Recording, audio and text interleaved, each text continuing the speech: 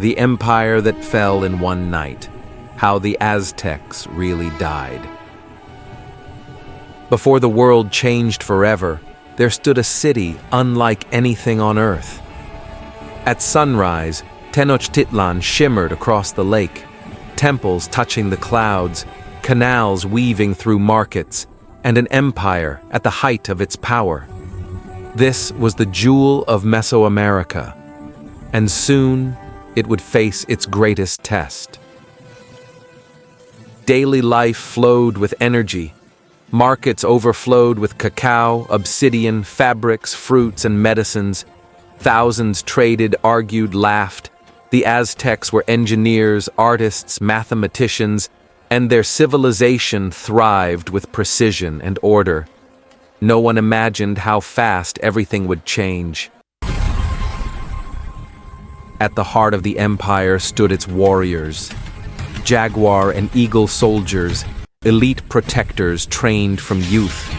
Their armor struck terror, their discipline unmatched, but even they could not prepare for the enemies coming from beyond the horizon. High above the city, priests performed sacred rituals, burning copal to honor the gods. Smoke carried prayers into the sky. The Aztecs believed the universe survived through balance, but dark omens had begun to appear, and whispers of prophecy spread through the empire. Aztec astronomers studied the stars with astonishing accuracy. They charted time, seasons, and destiny. But what they saw in 1519 unsettled them, a troubling alignment interpreted as the return of a powerful god.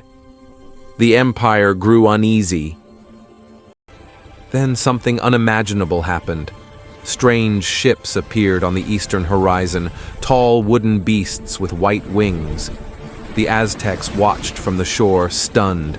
Who were these pale-skinned visitors? Merchants, messengers, or gods? When Cortés finally stood before Emperor Moctezuma II, history held its breath. Moctezuma offered gifts of gold, unsure whether this man was a divine figure foretold in prophecy, but Cortés had no intention of peace. His ambition was already set in motion. As the Spaniards entered the capital, they were stunned by its beauty. Canals wider than Venice, markets larger than any in Europe, and architectural mastery everywhere they turned.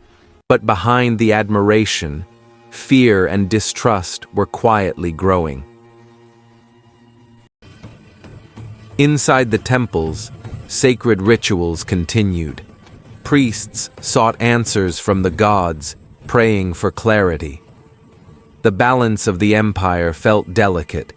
Every symbol, every sign, seemed to warn of danger ahead.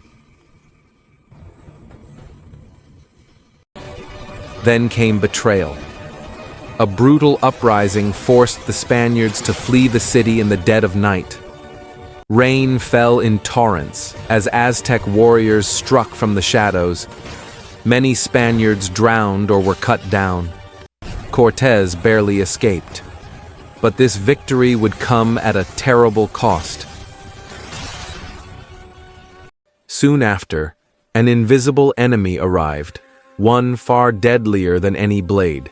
Smallpox swept through Tenochtitlan like wildfire. Entire neighborhoods collapsed in silence. Leaders, warriors, even the emperor himself fell to the disease. The empire was dying from within. Sensing weakness, Cortés returned with thousands of native allies and destroyed the aqueducts that sustained the city. Spanish brigantines attacked from the lake, while soldiers stormed the causeways. Tenochtitlan fought fiercely, but hunger and sickness tightened their grip. Exhausted and outnumbered, the last Aztec defenders gathered for one final stand. Smoke filled the air, banners tore in the wind, and warriors fought with everything they had. Their resistance was heroic, but hopeless. On August 13, 1521, the great city fell. Buildings burned, temples collapsed, and the once powerful empire was reduced to ruins. It was the end of an era, and the birth of a new world built on ashes. Yet the Aztecs did not vanish. Their descendants continue their traditions. Their stories live in codices and artifacts, and their legacy endures across Mexico. The empire may have fallen in one night, but its spirit remains eternal.